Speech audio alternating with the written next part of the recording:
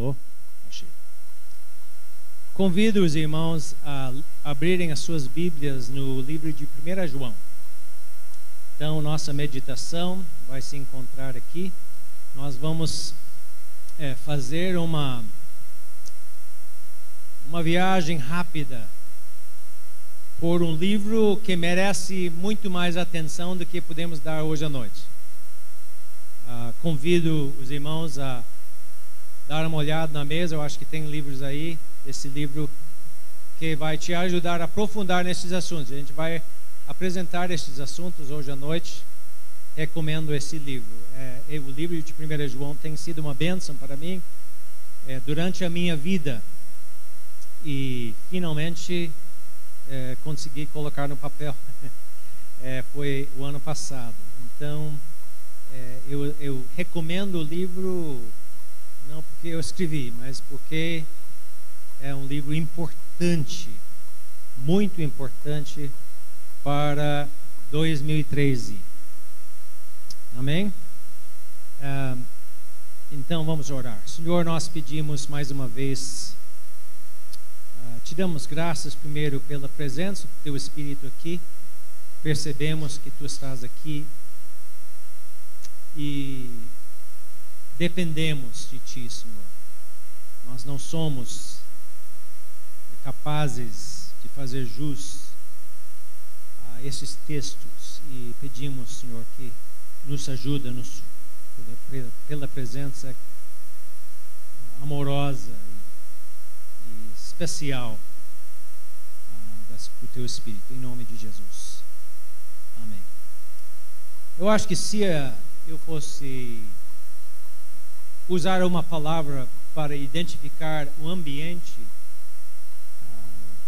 da igreja evangélica no Brasil neste momento, eu acho que eu usaria a palavra confusão. O Brasil tem sido um exemplo de crescimento, de dinamismo, de avivamento, de muita coisa assim, é conhecido mundialmente. Vocês talvez não saibam disso, mas quando eu estava me preparando para vir para o Brasil, estudando, etc., então eu li livros, acho que 2 livros em especial, que usaram a igreja brasileira como modelo para dinamismo e crescimento. Então, nós damos graças a Deus por isso. Por muitos anos, durante pelo menos 3 décadas, a igreja brasileira era a igreja que mais crescia na face da terra. E ainda talvez entre os primeiros 3, não sei. Então, tem sido uma história fantástica, bendita.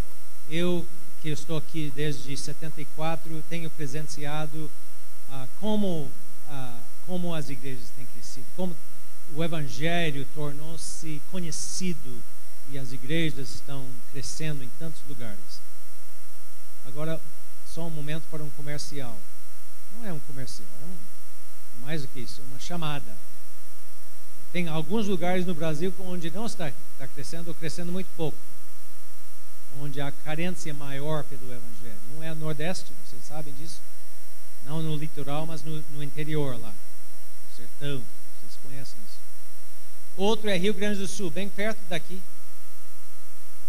E existem cidades bem próximas a Porto Alegre, por exemplo, que não tem nenhuma igreja evangélica de nenhum tipo. E são cidades não tão pequenas também. São pequenas cidades, mas são de 7, 8, 10, 12 mil habitantes. Não tem nenhuma igreja presente, a não ser católica, né? Então tem esses lugares. Aí eu desafio o pastor Raimon e essa denominação, planta igreja lá no Rio Grande do Sul, cara. Não é? Não é? É bem perto daqui. Mas, de qualquer jeito, a igreja tem crescido, é uma bênção. E a gente dá graças a Deus por isso. A gente vê, agora vai na cidade, você vê pessoas com Bíblia debaixo do braço. Nós vemos também o Evangelho sendo divulgado de N número de maneiras. Mas, na mesma hora, temos que admitir que assim, um retrato geral das igrejas, a gente vê muitos contrastes, muitas coisas estranhas misturado com coisas sublimes. A gente vê devoção e a gente vê aproveitamento. A gente vê todo tipo de coisa acontecendo que traz para quem está querendo seguir Jesus mesmo, traz uma série de dúvidas, às vezes lá no fundo da mente. A gente vê, por exemplo, falhas de natureza moral entre homens públicos, homens de Deus. Aí nós pensamos, como é que pode? Não é possível. Nós vemos grupos evangélicos caracterizados por coisas estranhas, esotéricas, misticismo sem embasamento bíblico, revelações que não tem nada a ver com a palavra de Deus. E essas igrejas crescem e tal. Nós vemos práticas pecaminosas sendo mais e mais aceitas, né? Onde mais um divórcio, mais um roubo, mais sei lá o que. Aí a gente já começa a acostumar, que às vezes os homens de Deus e tal, não sei o quê. E a gente nem sente, às vezes o pecado começa a ficar menos pecaminoso. Parece que a gente vem acostumando com certo nível e tal, que é um perigo para nós, que a carne é fraca, né? E então, com tudo isso, os crentes mais sinceros pensam, mas qual seria o caminho certo? Qual seria a doutrina bíblica? Qual seria a conduta cristã realmente? Ou é assim mesmo? Ou pensamos que, e aquele pessoal ali, com aquelas coisas ali, será que eu devo ter comunhão com elas ou não? Será que são irmãos? Não é por aí? E às vezes, lá no fundo da mente, assim, a gente pensa, e será que eu estou no caminho certo? Será que eu não estou perdendo alguma coisa aí? Será que essa confusão toda, onde é que me encaixa? Então, é época de confusão. Não sei se vocês têm sentido isso. Às vezes eu tenho sentido. E onde eu tenho conversado sobre isso, eu sempre vejo algumas cabeças indo assim, ó. Agora, pela graça de Deus, nós temos um livro escrito para nós aqui, não é? Especificamente o livro de 1 João, que é um antídoto para esta confusão. Graças a Deus. E é interessante ao estudar o livro de ver que há certas semelhanças entre a situação no primeiro século do apóstolo João e a nossa época agora. Obviamente tem muitas coisas diferentes, mas é interessante ver algumas semelhanças, porque João também vivia numa época de confusão. Quando ele escreve isso, já estava com a segunda geração de cristãos. Estamos aí na época de 60, 70, não é? Então ele já está começando a ficar velho, e ele é responsável pelas igrejas, tudo indica, de Ásia Menor, seria a Turquia agora, onde tinha várias igrejas, e ele era o pastor dos pastores, pastor daquele pessoal. E esta época, naquela região de Turquia, não era fácil para ele ser o pastor, porque havia alguns desses elementos de confusão. Em primeiro lugar, tinha confusão doutrinária sobre coisa séria. Não era sobre modo de batismo ou coisas assim. Era um negócio assim fundamental para o cristianismo, a própria pessoa de Cristo.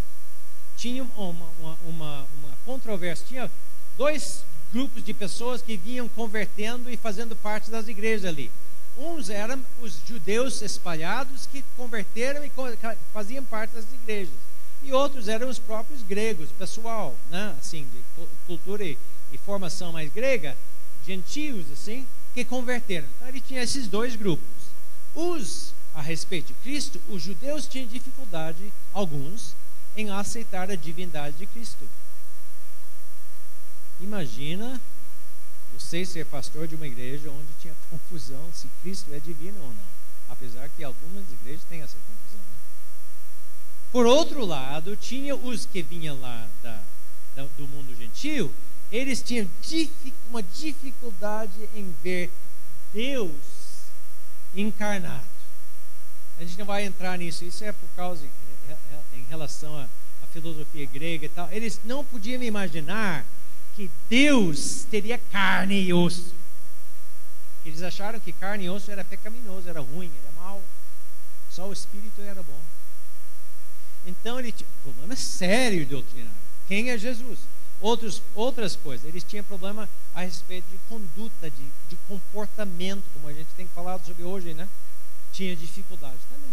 Eles tinham a linha judaica, tendia a ser legalista, um monte de regras, obedece as regras e pronto.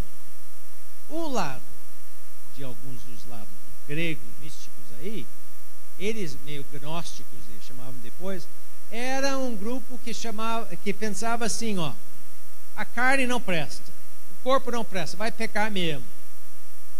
Então, nós temos que ter nosso espírito alinhado. Glória a Deus. Né? Aí vai aprontar.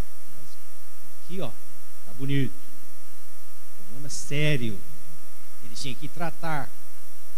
Tinha problema de visão, de quem. Nessas diferenças, aí pessoas começaram a vazar, sair da igreja. E ele menciona sobre os que saíram entre eles. Você vai encontrar isso no texto. E saíram muitos. Não eram poucos, não. E o pastor, coitado. Então tinha dificuldade em relacionamento. Em saber com quem eu tenho comunhão. E parece que lá no fundo, as pessoas tinham dúvida quanto à sua salvação. Será que eu sou um desses aí, salvos por Cristo, ou eu estou meio perdido aqui? Dúvidas quanto à própria salvação. Como é que ele propõe, então, a tratar dessa situação? Em vez de nos dar uma lista de todos os hereges que ele poderia ter dado, ele não menciona o nome de pessoa, não. Em vez de dar nome para coisas erradas, que não adianta a gente fazer isso também, né, gente? Chegar na frente, cuidado com fulano de tal, cuidado com essa igreja, cuidado com esse programa de televisão, Não, porque isso aí muda toda hora, não adianta. Então, em vez de fazer isso, ele nos deu 9 características, 9 provas de cristianismo autêntico. Ele nos deu critérios, características, evidências de uma pessoa que realmente é um cristão. Então, em vez de ficar apontando o dedo, não é para fazer isso. Esse livro, de fato, começa conosco. Não é para dizer quem é bom e quem é mau. Começa conosco. É o espelho primeiro. Né? O espelho primeiro. Então, nós vamos, hoje à noite, olhar para esses 9 provas de autenticidade cristã. Esse é o nome do livro. E nós vamos ter aqui eu acredito, nós vamos ter aqui uma coisa no PowerPoint para nos ajudar. Mas abre a sua Bíblia então para o primeiro capítulo de João. Vocês obviamente só sabem que obviamente a gente vai tratar essas coisas meio superficialmente para não estender. Então, primeira prova: verdade. De fato, se você fosse ler o livro de 1 João, você vai encontrar mais ou menos 15 vezes essa palavra verdade, verdadeiro. É um livro curto e usa muito esse tema, verdade. E uns 15 vezes ele fala sobre engano, onde ele fala sobre o contrário, mentira e tal. Porque isso era muito importante. Ele queria que Ele sabia que a fé autêntica tem que ter uma base não em uma experiência minha, mas na verdade. Ok, então ele começa o livro assim. Vocês estão com Bíblias abertas?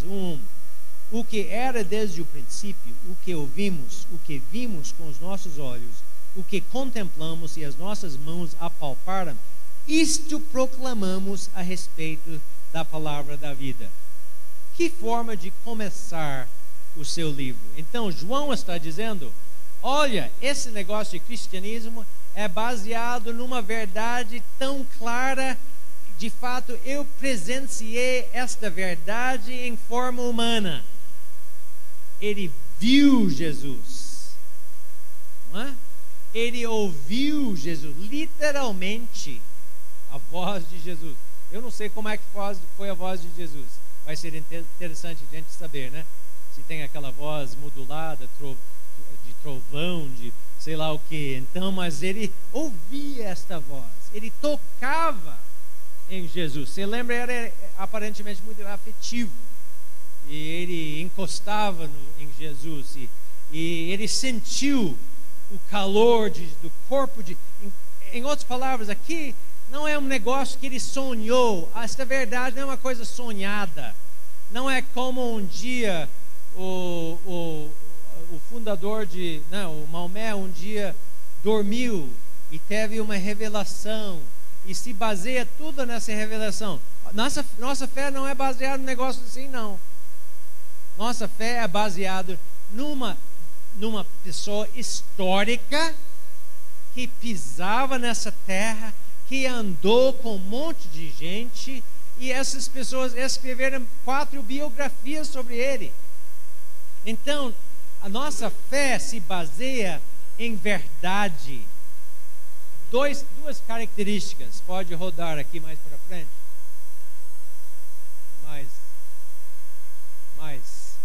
A verdade bíblica. Graças a Deus, o verdadeiro cristão baseia sua vida na palavra de Deus. Graças a Deus nós temos esta palavra. Se você olhar pela história, isso é uma novidade assim dos último século mais ou menos, que nós temos, ou todo mundo tem uma Bíblia e pode ler. Por muito tempo não tinha Bíblias, né? Que não tinha máquina para reproduzir, então era tudo escrito à mão, e haja dinheiro ou privilégio para você ler uma Bíblia por até 500 anos atrás, 600 anos atrás. Então, os primeiros séculos do cristianismo, os crentes não carregavam a Bíblia, não, porque não tinha Bíblia para carregar. E além disso, a maioria das pessoas não sabia nem ler. Então, hoje nós temos a Bíblia e a nossa leitura. Que privilégio que nós temos. Eu assisti um vídeo esses dias fantástico de uma tribo em Nova Guiné, não. Eu acho que em Nova Guiné. De um grupo de cristãos, grupo tribal que converteu, mas eles não tinham Bíblia ainda traduzido na língua deles. Então, mas muitos eram convertidos e tinha decorado alguns trechinhos, mas nunca tinha a Bíblia na mão, numa língua deles. Alguns falavam mais do que uma língua e podia ler alguma coisa. Aí o dia era a chegada da nova tradução para eles. É emocionante. O avião chega e todo o grupo, toda a tribo em torno daquele avião, e sai aqueles pacotes. As pessoas olhando, não achando que era uma amuleta ou uma coisa mágica, porque eles já sabiam da palavra. Eles entraram assim, fizeram um passeio, uma passeata, carregando as Bíblias na frente, indo em direção à igreja. E eles olharam para, mas chorando, as pessoas chorando copiosamente, porque a Bíblia está chegando. E a gente já tem 4, 5 lá em casa, né? Então, graças a Deus, temos acesso à verdade bíblica. Segunda coisa, a verdade era outra coisa. Era uma verdade objetiva. Verdade objetiva. Isso quer dizer que não é apenas... A verdade não é apenas uma coisa que nós sentimos. Todo mundo gosta de sentir. E eu acredito também nos dons do Espírito. Deus revela coisas. Não é? Nós sentimos, nós sonhamos. Deus fala conosco de alguma forma. Isso é muito importante. Mas você sabe que Deus nunca fala alguma coisa, nem no nosso coração, nem através de uma voz profética, que contraria a sua palavra. Toda palavra subjetiva, né, interior, tem que corresponder à verdade bíblica objetiva. Eu já ouvi, já fui abençoado por profecias, pessoas que falaram coisas comigo que me edificaram. Mas se uma profecia vier e o seu teor, suas implicações, sua expressão não coincide com algum texto da Bíblia, está fora, é fora. Eu não aceito, porque nossa regra final é a palavra de Deus. Amém, irmãos? Ok. Segunda, então, primeiro, verdadeiro cristão vive norteado pela palavra bíblica e objetiva. Amém? Está lendo sua Bíblia? Está meditando na sua Bíblia? Está centralizando sua formação doutrinária, formação de prática na palavra? A gente precisa interpretar a Bíblia com muito cuidado, com muito critério também, porque como eles dizem, né? Todo herege tem o seu versículo, não é? Todo herege tem o seu versículo, mas sempre violam as leis de interpretação. Segunda, comunhão com Deus. Um verdadeiro cristão autêntico é uma pessoa que tem comunhão com Deus. 1:3, capítulo 1, versículo 3. Ora, a nossa comunhão é com o Pai e com seu Filho, Jesus Cristo. Então, o verdadeiro cristão é uma pessoa que tem comunhão com Deus. Anos atrás, eu cresci numa família crente. Meus pais se converteram na época que eu nasci, e nós íamos sempre à igreja. Mas meu pai não tinha esse negócio. Não, será que vamos na igreja hoje? Choveu. Podia nevar o tanto que você quiser, que eu morava numa área de neve.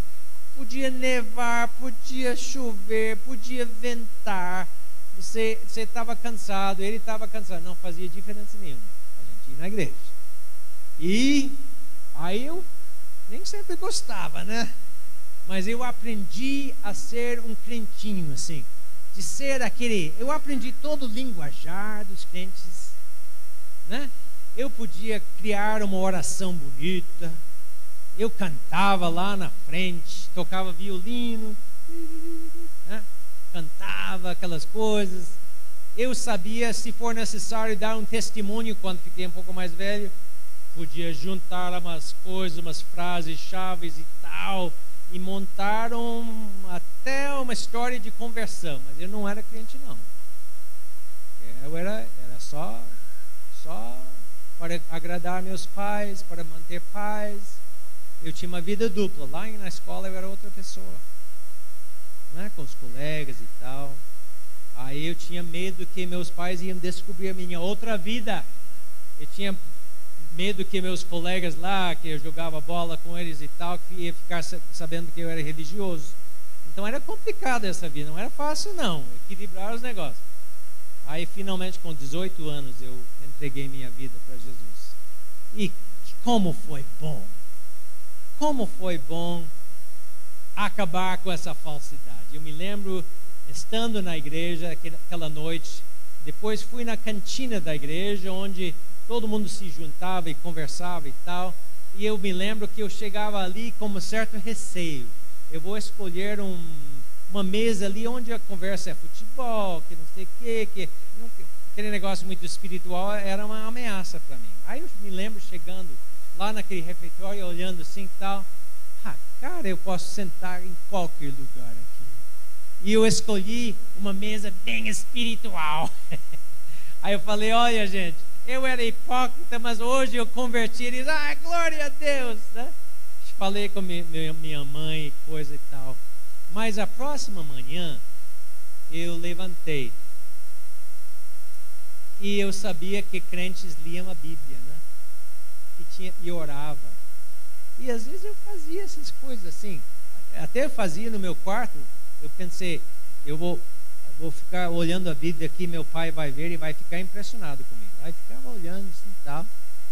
Mas aí eu peguei a Bíblia aquela manhã, abri, comecei a ler e Deus falava comigo. Comunhão. E eu falava com Deus. Eu não tentei fazer uma oração bonita para impressionar ninguém. Era só eu e ele. Aí falei com ele, agradeci, sabe?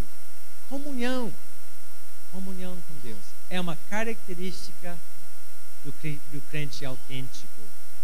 Não é só a comunhão aqui em grupo, isso é muito importante, de fato é a terceira característica, mas é mais do que em grupo. Em grupo é bom, mas Jesus falou que quando vocês oram, vai para onde? Vai para o culto? Não, vai para o quarto. Então, o crente verdadeiro é uma pessoa que tem tempo. Ele separa um tempo para Deus, para ler a palavra, para ouvir de Deus, né? E para orar. Não fazer orações bonitas, mas para comungar com essa pessoa. Nós fomos criados para isso. Nós somos pessoas relacionais. Fomos criados lá no... Sabe por que somos criados para ser assim? Você sabe, é porque Deus é relacional. Deus é triuno. Pai, Filho e Espírito Santo. Não é? Desde a eternidade. Deus nunca fica sozinho. Aquela coisa inexplicável da Trindade. Mas nunca foi, ele fica sozinho. É três, é Pai, Filho e Espírito Santo. Os antigos teólogos falavam sobre a dança da Trindade. Eu fico imaginando, não literalmente essa dança, mas essa coisa de harmonia, de movimento, assim, aquela coisa mútua, a dança da Trindade. E Deus nos convidou para dançar com Ele, para entrar de alguma forma nessa comunhão, de participar, de ser comparticipantes, diz Paulo, né, da natureza divina. Nós entramos, de alguma forma, nós participamos nisso aí. E Deus nos criou para isso. E a primeira coisa que morreu quando o pecado entrou foi o quê? Eles esconderam-se do Pai, esconderam-se de Deus. A primeira coisa que morre, pecado, corta isso. Então, irmãos, vamos prezar por este momento diário, não é?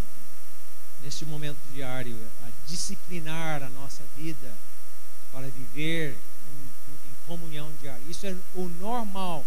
Isso não é para os pastores, isso não é para pessoas especiais. Às vezes nós temos essa ideia. Tem pessoas que são muito espirituais, parece por natureza. É pessoa que gosta de orar, gosta de não sei o quê. Eu tinha um amigo, ele é falecido, o nome dele é Alan.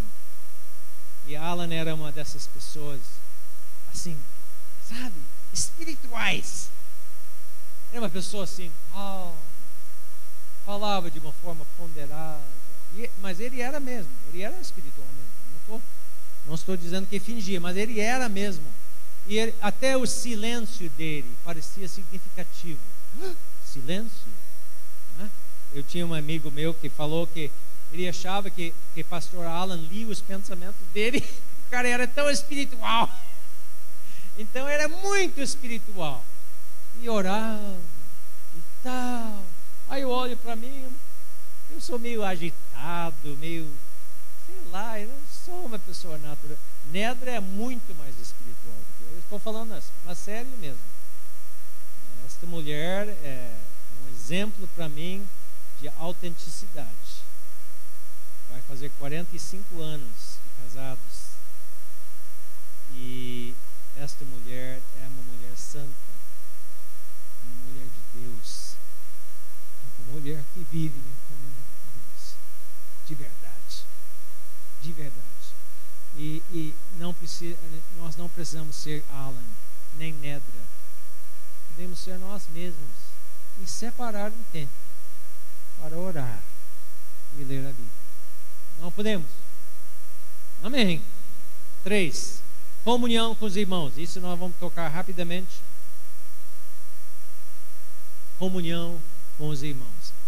Não existe crente sozinho. Não tem isso.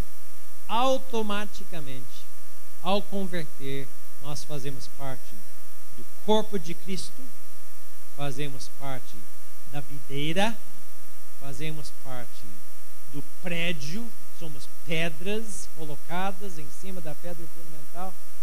Todas as metáforas do Novo Testamento dão a ideia de que quando você converte, você entra num negócio com outras pessoas. E não tem esse negócio de crente sem igreja. Isso não existe. Pode existir por um tempo, mas nós vamos morrer espiritualmente se nós não estamos bem entrosados e submissos e acompanhados e mutuamente edificando uns aos outros. Nós vamos morrer. Não tem jeito. E é interessante que esta comunhão vertical que falamos primeiro tem uma sinergia com comunhão horizontal. Mais próximo que nós ficamos de Deus, mais que nós aproximamos os irmãos. E mais que nós aproximamos os irmãos, esses irmãos nos incentivam a crescer verticalmente. É uma sinergia, uma coisa muito bonita. Eu vi o meu vizinho Rinaldo, converteu anos atrás em São Leopoldo, onde a gente morava. Era uma pessoa muito isolada. Separou-se, ficou na casa dele, ele e os cachorros, e a gente viu a luz da televisão ligada à noite, mas ele só. Conheceu Jesus, converteu, e aquele cara, aí a gente via as mudanças. Uma ele falava, ele é muito, cara, grande, forte. Ele falava meio assim, mas falava, agora o dia todo eu ando assim, falando com Deus. Né? Então ele é vertical, né? Mas ele também começou a aparecer pessoas lá, ele entrosou na igreja, criou novas amizades, e logo tinha carros na frente da casa dele, as luzes acesas, ele fazendo churrasco lá, tomando chimarrão, fazendo aquelas coisas que a gauchada faz, né? Então, isso também provocou crescimento em relação a Deus, que provocou mais entrosamento, que provocou, sabe, é uma sinergia, um ciclo positivo. Então, graças a Deus, nós fomos feitos não para viver sozinhos, mas diz, o que temos visto ou ouvido, anunciamos também a vós, outros 1:3, para que vós igualmente mantenhais comunhão conosco, não somente com Deus. 1:7, se porém andarmos na luz, como Ele está na luz, mantemos comunhão uns com os outros. Próxima prova. Amor sacrificial. Eu vi uma coisa assim interessante um dia sobre como nem todas as coisas numa receita são iguais. Aí falou sobre se vai fazer café. Então tem vários, podia fazer assim uma receita para fazer café. Eu faço café, não sei se eu faço direito. Mas como é que se faz? 6 etapas na preparação do café. 1. Medir a quantidade de água. 2. Acender o fogo. 3. Esperar que a água entre em fervura. 4. Colocar o coador na garrafa térmica. 5. Colocar pó de café no coador. E 6. Derramar a água sobre o pó. Agora tem um passo aqui, que é o mais importante de todos. Qual é? Hein? Pó de café. Não é? Se você não põe pó de café, você não tem café ruim, você não tem café frio, você não tem café fraco, você não tem café e pronto. Então, amor é assim. Amor é assim. Se a gente não tiver o amor, o que Paulo diz? Somos como um tino, como é que é? Um sino. Eu não consigo lembrar, mas não, em outras palavras, nada. Se nós não temos amor, nós não temos nada. É a essência do cristianismo. Então, múltiplas vezes, vez após vez, há mais ou menos 15 vezes de novo, nessa epístola, João diz: ame, precisa amar, incentivando o amar. Agora, fala a verdade. Se somos cristãos, nós todos amamos a Deus e somos irmãos em Cristo. Então nós juntamos, ninguém nem precisa falar sobre amar o seu irmão, não é verdade? É verdade? É interessante como a proximidade faz com que aqui ele não está falando sobre amar o seu vizinho alcoólatra. Aqui está falando sobre amor pelos irmãos. Tem que amar todo mundo. Mas aqui o texto está falando sobre amar o seu irmão em Cristo. E temos que ser incentivados a tal amar. Interessante, né? Porque, como Frank Dietz diz, ele é um líder da Operação Mobilização. Ele veio num congresso em São Paulo e falou assim: onde há 2 ou 3 pessoas reunidas em meu nome, lá haverá confusão, conflito. Não é verdade? A gente podia dizer: não devia ser, mas é assim. Somos diferentes, nós esbarramos um no outro, criação diferente, opiniões diferentes, pontos de vista diferentes, temperamentos diferentes, planos diferentes, prioridades diferentes. Então, João diz aqui: sinal de cristianismo autêntico é que você ama seu irmão.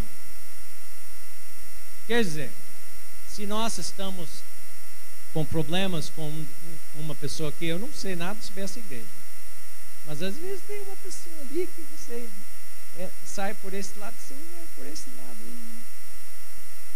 Seria uma surpresa se não tiver nada assim aqui. Então, o que deve fazer então? Tem que esperar um momento que Deus vai fazer uma mudança no seu coração e tal, e vai ficar arrepiado e de repente vai gostar dessa pessoa. Como é que é o negócio? Não. Amor não é um sentimento. Amor não é boas vibrações. Amor não é arrepios. Pode ser que tenha isso. Essa mulher aqui, ela me deixa arrepiada, né? Ela é uma beleza. Já pensou um cara ter uma esposa assim, não é? Então é bom demais. Mas tem vezes que eu não gosto dela não. Não é? Tem momento que você não sente nada. Não é que não gosto, é que você não sente nada. Está falando, não é aquela coisa de você acordar de manhã, não é exatamente como você imaginou na lua de mel, né? Então, seu cara todo amachado assim, está babando aqui no canto, né? Um bafo para matar uma onça. Você não sente nada. É que eu parei de amá-la. O que é amor então? Nós temos aqui: amar é pagar o preço de fazer o que é melhor para Deus e os outros, né? E a gente não vai entrar mais nisso, mas graças a Deus, não é assim, é uma decisão, mas é mais do que uma decisão, né? O amor de Deus nos ajuda, nos constrange, é derramado em nosso coração, diz a Bíblia. Então nós podemos, pela graça de Deus, perdoar todos, ser perdoados e viver em amor, fazendo, não trocando, não sendo bonzinho quando o outro é bonzinho, mas vivendo para o bem de outra pessoa. Meu irmão tem 85 anos. Eu fui visitá-lo esses dias. Não sei quantos anos. Ele vai fazer 65 anos de casado. Aí eu fui visitar os velhos em julho. Então ele está mais ou menos. Ele está mais ou menos reto e tal. Mas a esposa, coitada, ela nunca foi bonita. E agora está muito feia.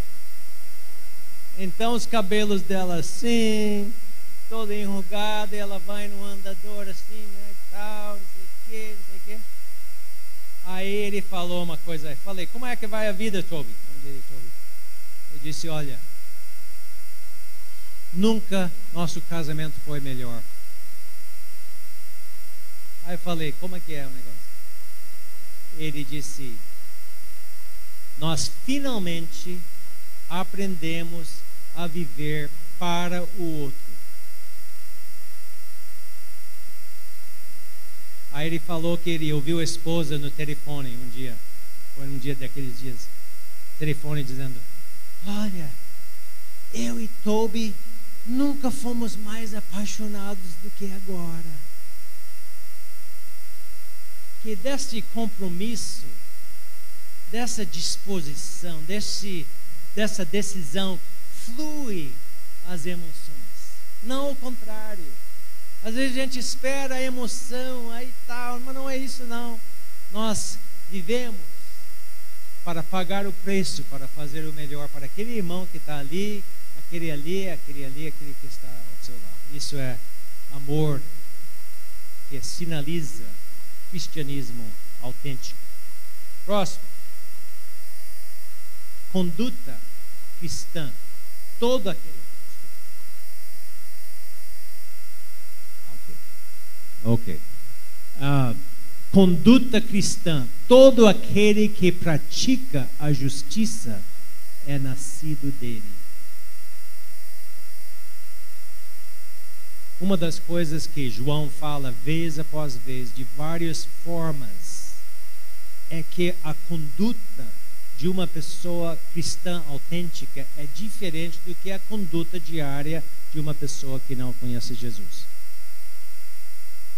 Ele usa vários, ele fala que precisamos ser obedientes, ele fala que precisamos andar na luz, ele fala que temos que praticar a justiça, mas tudo gira em torno de uma mudança de conduta, não uma mudança de religiosidade.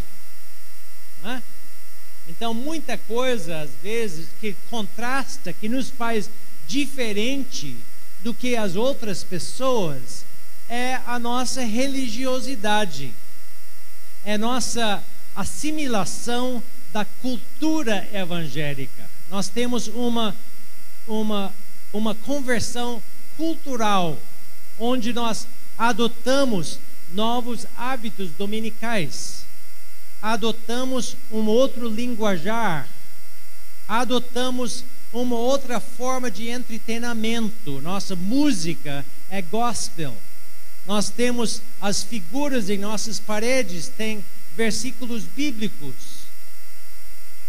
Mas será que isso impressiona? Será que isso é aquilo que nos faz distintos? Não. As pessoas não ficam impressionadas quando você fala aleluia, glória a Deus. Eles acham estranho. Eu não estou dizendo que não deve falar isso. Estou dizendo que isso não convence ninguém. Isso é a parte religiosa, cultural. Pode ser apenas, não é? Tem uma loja onde eu morava, que era loja 100%, disse, roupa 100% evangélica. Aí eu não entrei, não sei exatamente o que tinha.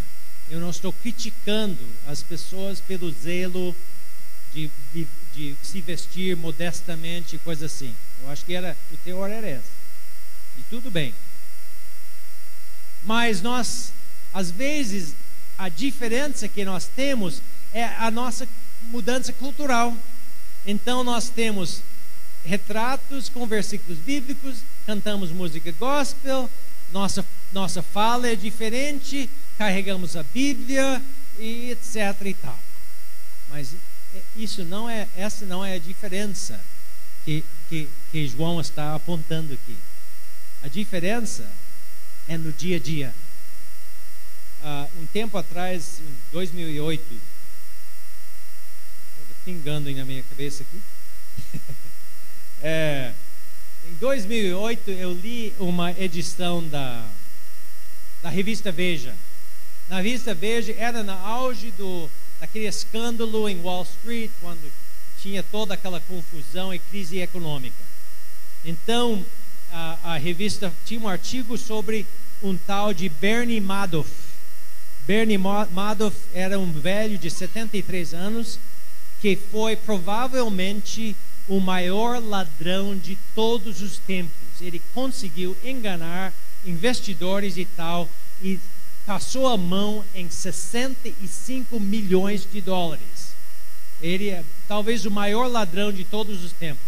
E a gente olha para que coisa e tal, não sei o quê. Mais tarde, na mesma revista, havia um artigo a respeito da região em São Paulo, que é a Rua Conde de Sarzedas, em São Paulo. Não sei se alguém aqui conhece. Onde vende tudo quanto que é coisa evangélica. Então o artigo falou assim: ali as galerias, lojas e camelôs vendem de tudo, desde púlpitos e bancos de igreja a bíblias e bijuterias. E o relato, por ironia, acrescenta, aí citação: naturalmente, os ambulantes vendem produtos pirateados, só que autenticamente evangélicos. Isso aqui significa isso. Por enquanto, o negócio é próspero para todos. Em relação ao comércio ilícito, o lojista cristão confidenciou: a pirataria ainda não conseguiu nos incomodar. Talvez não incomodou o lojista, mas incomodou Deus. Não é? Não é nosso discurso, não é nossa religiosidade que impressiona as pessoas e nem impressiona a Deus. É a nossa conduta ética, quando nós falamos a verdade sempre. Eu falo uma coisa aqui: 45 anos quase com essa mulher, nunca ela me contou uma meia verdade, uma absolutamente verdadeira. Absolutamente verdadeira. É possível a gente ser desse tipo de gente, onde nós pagamos quando prometemos pagar, onde tomamos emprestado e devolvemos, onde prometemos coisas e fazemos o que prometemos, onde nosso olhar é certo e puro, onde nossa vida é irrepreensível, diz Paulo, irrepreensível, santa. Isso que impressiona as pessoas. Impressiona as pessoas quando você recebeu o troco errado e você volta e você devolve o troco. O aleluia não impressiona, não. Então, conduta. Fico impressionado com Jesus. Jesus tinha uma vida culturalmente bem entrosado na cultura judaica. Ele era um judeu, não um homem genérico. Era um judeu que falava a língua, vestia a roupa, fazia as coisas como os judeus faziam. Normal.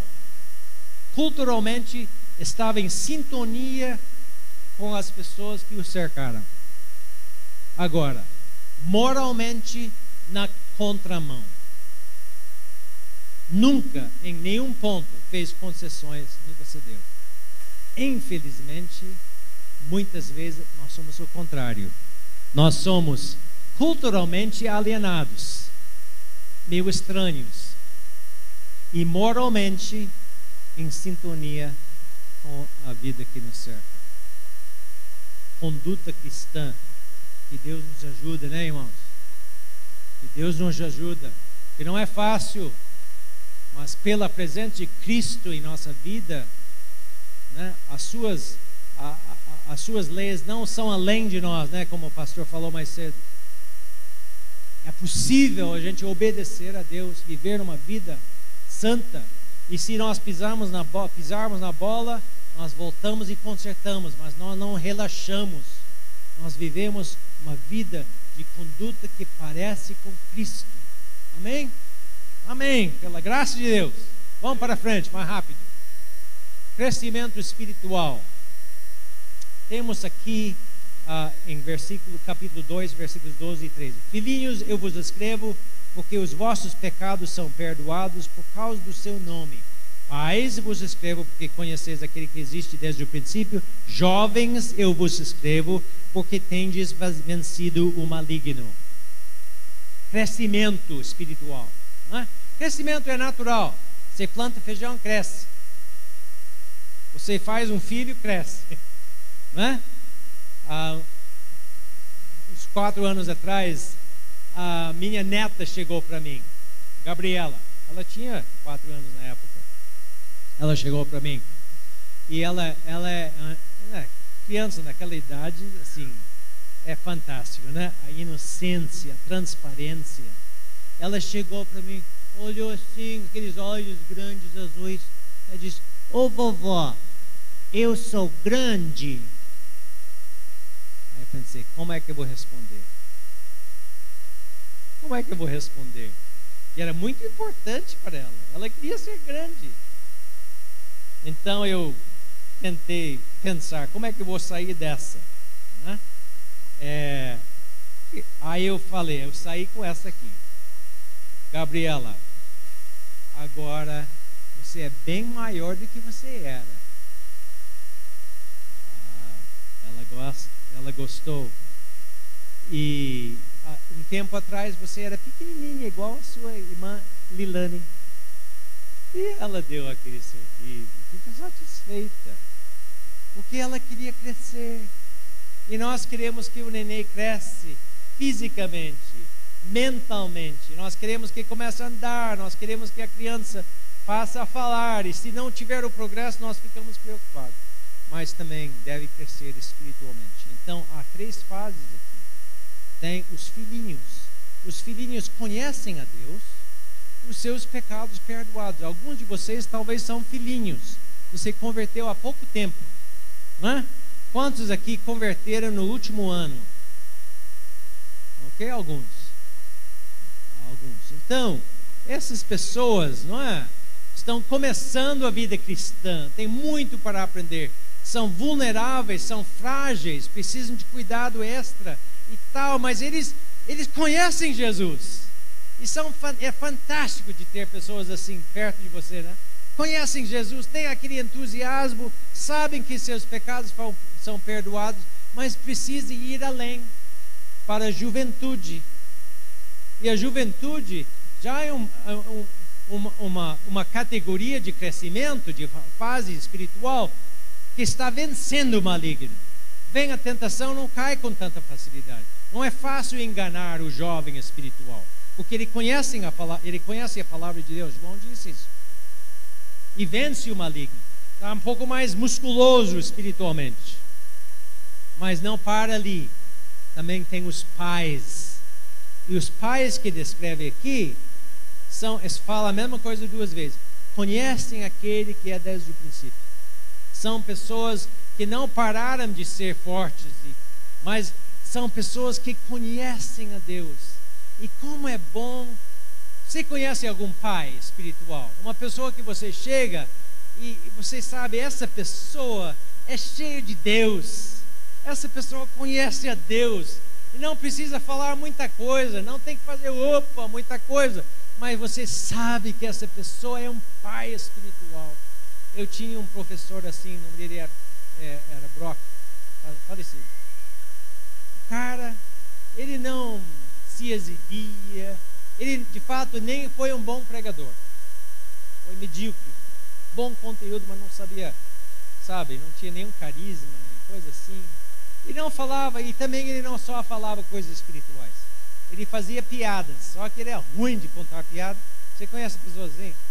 Conta piada, mas sem graça, mas ele contava piada. E falava das coisas do dia a dia, ele não tentava impressionar ninguém com sua espiritualidade. Mas você sabia quando estava junto com ele, que ele conhecia Jesus, ele parecia com Jesus. Isso é um pai. Graças a Deus, nós podemos andar nessa direção. E o crente autêntico está crescendo. Se você olhar para trás, um ano para trás, cresceu alguma coisa? Cresceu em amor pelas pessoas? Cresceu em amor para Deus? Tá mais, você conhece melhor a sua fé, aquilo que você crê. Você tem um pouco mais de zelo para alcançar pessoas. Como é que é? Né? Crescimento. Continuamos. 7, o crente vence o sistema do mundo. Abre sua Bíblia em capítulo 2, versículos 15 e 17. Não ameis o mundo, nem as coisas que há no mundo. Se alguém amar o mundo, o amor do Pai não está nele. E tudo que há no mundo, concupiscência da carne, dos olhos, soberba da vida, não procede do Pai, mas procede do mundo. Aí depois fala em 5:4, porque tudo que é nascido de Deus vence o mundo. Em 1945, tinha 3 pregadores jovens que pareciam a esperança dos Estados Unidos para fazer muito impacto para o reino de Deus. Um deles, o nome dele era Templeton, outro nome era Clifford, e o terceiro era Billy Graham. Vocês ouviram falar de Billy Graham, né? Os outros, o Templeton era uma pessoa extremamente eloquente e bonitão, ao ponto de ser convidado a fazer parte de um filme em Hollywood, tão bonito que ele era, e comunicador, e inteligente. E o Clifford era do mesmo tipo, mesmo quilate. Passou-se 5 anos, chegou em 1950, só restou Billy Graham. O Templeton havia desviado da fé, depois de fazer cruzadas pelo país e tal, desviou da fé e disse que não era mais um cristão ortodoxo, não cria mais nas verdades principais da Bíblia.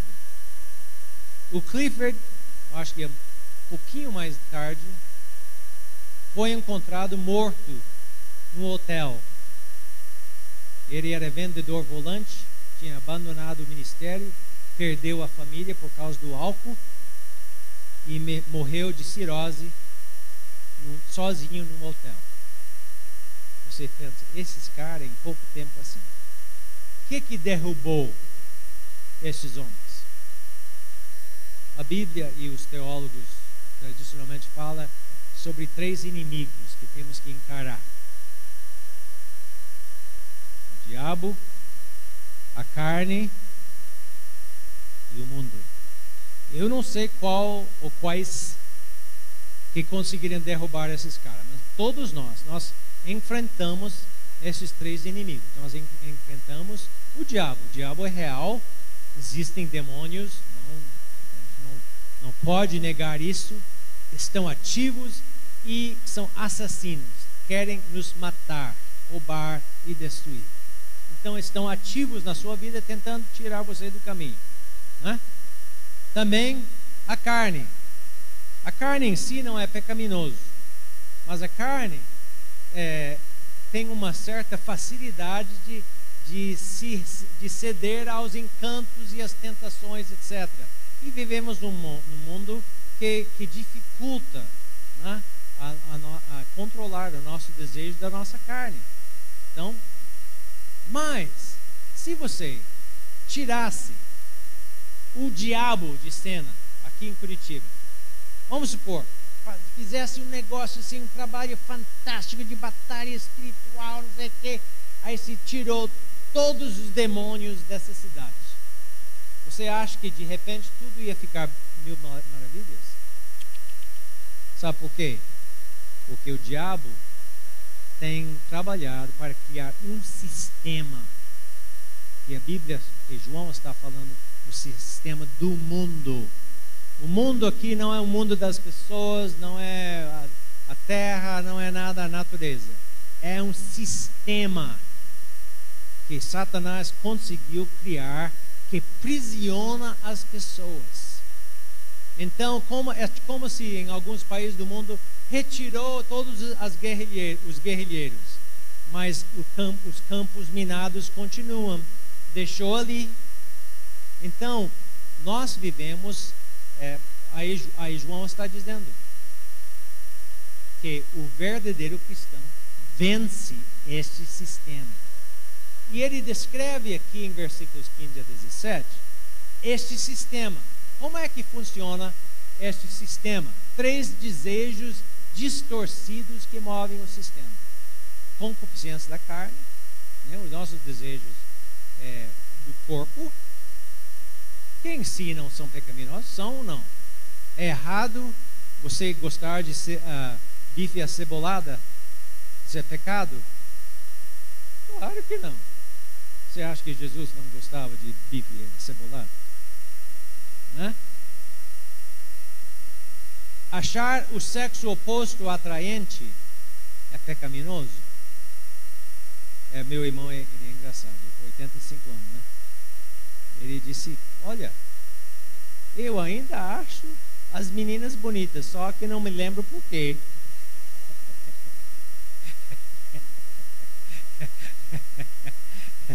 Então, mas isso não é pecaminoso. Jesus tinha tentações sexuais. Ele achou mulheres bonitas. Não achou? Ele achou? Jesus achou as mulheres bonitas. Levanta sua mão se você acredita nisso. Claro, claro. O problema não é isso, não é? E aí fala a soberba da vida. Aponta também o desejo natural de todo mundo ter um autoconceito, de ser uma pessoa de valor. Nenhuma dessas coisas é errada. O que é errado? Quando essas coisas tornam-se o alvo da nossa vida. Quando, em vez de buscar em primeiro lugar o reino de Deus e deixar ser essas coisas acrescentadas, nós fazemos o alvo da nossa vida viver na farra, ou de uma forma que ninguém sabe, viver pelos prazeres de comer, de sexo, de dormir, de sei lá o que. É o alvo da nossa vida. Aí nós entramos no sistema. Quando o alvo da nossa vida é acumular coisas, é juntar, é comprar, medimos nosso sucesso na vida pela quantidade de coisas que nós compramos. Aí isso torna-se uma distorção de um desejo normal, bom que Deus nos deu. E nós entramos no sistema. Ou quando nós começamos a viver só para ser conhecido, para ser o tal, para ser o chefe, para ter o título, para ser o diácono ou pastor. Pode acontecer na igreja, hein? Onde a nossa posição torna-se nosso alvo. Então, entramos no sistema. E o sistema é cruel. Sabe como o sistema funciona? Funciona assim, ó. Imagina o Zezinho. Zezinho é um menino pobre, vive assim na periferia, e ele quer comprar uma bicicleta. E ele sonha em comprar bicicleta. Aí ele começa a engraxar sapato, vender laranja, picolé, e vai juntando dinheiro pensando: se eu tiver comprando aquela bicicleta vai ser a melhor coisa na minha vida. E ele vai, luta, junta todas as suas moedas e aquelas aquelas cédulas amassadas e tal, e leva a sacola lá para a loja e R$150, não sei quanto custa uma bicicleta. Então, R$150, e ele pega aquela bicicleta e sai da loja, aquela coisa fantástica, feliz da vida, satisfeito. De manhã ele levanta, passa um pano, sabe? E ele acorda pensando da bicicleta. Aí fica contente, acabou, fica satisfeito, não é verdade? Só que ele tem um vizinho. Passa-se uns anos e o vizinho um dia sai numa motocicleta. De repente, o vizinho olha a motocicleta. Eu acho que eu ficaria feliz se tivesse uma motocicleta. Começa a mesma coisa, agora com mais recursos, e vai juntando, e ele compra finalmente, depois de muita economia, e 10 mil, não sei quanto custa a motocicleta, 5 mil, ele compra sua Kamikaze 200. Alguns entenderam a brincadeira. Kamikaze 200. E agora sim, aí ele pega e sai assim, tal, e as moças olham. Agora sim, acabou, né? Um dia ele está na rua assim, na motocicleta, começa a chover, misericórdia. Ele para no semáforo e aquela água descendo, aquela água molhada e frio ali, ó. Aí quem encosta ao lado dele? O vizinho de um Gol com rodas, com não sei o que, e um sistema de som que vai tum, tum, tum, tá dilatando, abrindo meio aos lados e ele lá, né? Não é assim? Então, mais que a gente tem, mais que a gente quer, e menos a satisfação. E é aquela roda. E nós ficamos presos na roda do prazer, na roda das coisas, na roda do status.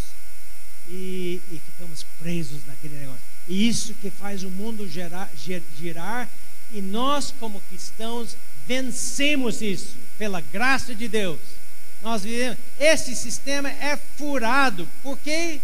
Porque todas essas coisas vão passar. Vai virar nada. Amém? E vivemos para uma outra cidade. Nós usamos as coisas, curtimos as coisas, mas nossa vida não consiste nesses desejos, porque nós vencemos o mundo pela graça de Deus. Rapidamente, 8. Uma concepção bíblica de Cristo. O verdadeiro cristão importa sim o que nós cremos. É muito importante o que nós cremos. Nós não podemos de forma alguma menosprezar a teologia bíblica. Às vezes pensa, é só conhecimento, é só teologia. Não, senhor. A teologia todo mundo tem a sua teologia. Sabendo ou não, você tem. Você tem sua forma de pensar sobre as coisas de Deus. Então, a teologia, a doutrina, chama o que você quiser, é muito importante. E principalmente em relação à pessoa de Cristo.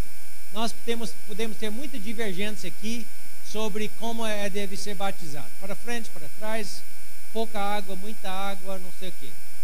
E eu acho que temos as nossas convicções, e não é que não importa nada, mas na verdade é possível ter divergência sobre isso e ainda ser cristão, não é? Se o dons do Espírito, ou sei lá o que, a forma de governo da igreja, são coisas importantes, mas em relação à da pessoa de Cristo são secundários. Mas tem algumas coisas básicas que nós não podemos abrir mão teologicamente. Então diz aqui, Quem é mentiroso, senão aquele que nega que Jesus é Cristo? Esse é o anticristo. Mais tarde, isso é 4:2.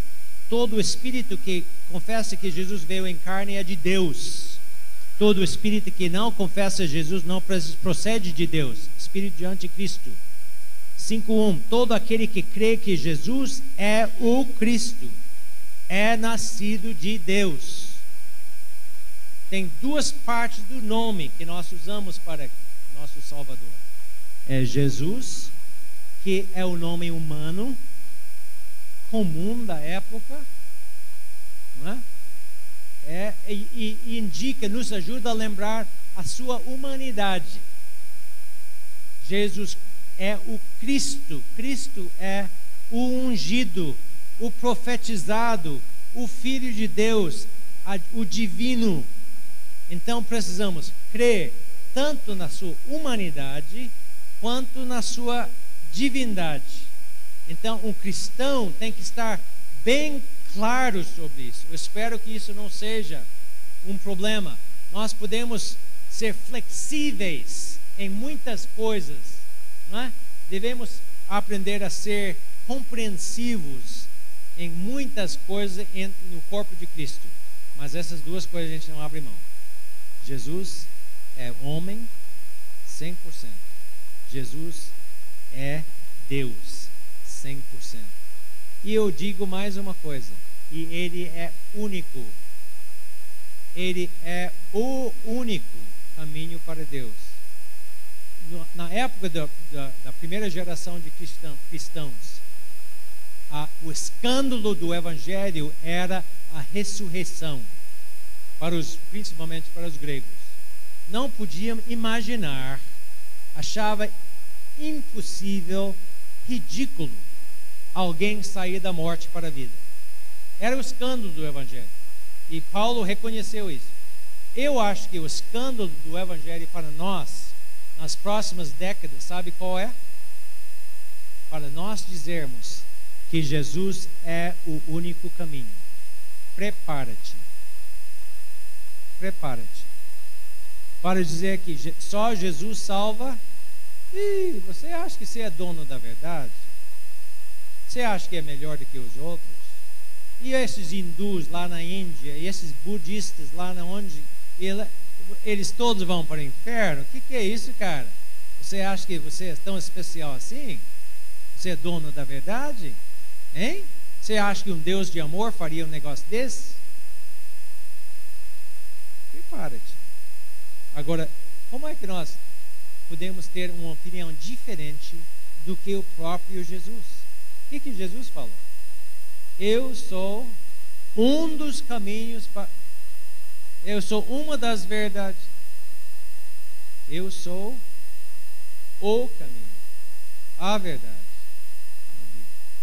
Eu gostaria de ser universalista. Eu gostaria de acreditar que todo mundo vai chegar no céu. Quem não gostaria? Se a gente não gostaria de fazer isso, o que é? Nós temos corações de pedra. Claro que a gente gostaria que fosse. Mas o próprio fundador, Jesus, não nos dá esse espaço. Eu não sei como é que Deus vai julgar essas coisas todas. Eu sei que Ele é justo. Eu não sei como é que Ele vai fazer. Mas eu não posso fazer nada a não ser afirmar o que Jesus afirmou. Então Jesus é o Cristo, o caminho, a verdade e a vida. E para finalizar, nona evidência, o testemunho do Espírito Santo. Isso é 5:10. Nisso conhecemos que Ele permanece em nós. 3:24. Conhecemos que Ele permanece em nós pelo Espírito que nos deu. Nisso conhecemos que permanecemos nele e Ele em nós, em que Ele nos deu o seu Espírito. 4:13. 5:10. Aquele que crê no Filho tem em si o testemunho. 5:13. Estas coisas eu escrevi a fim de saberdes que tendes a vida eterna. Finalizamos com isso, irmãos. Graças a Deus.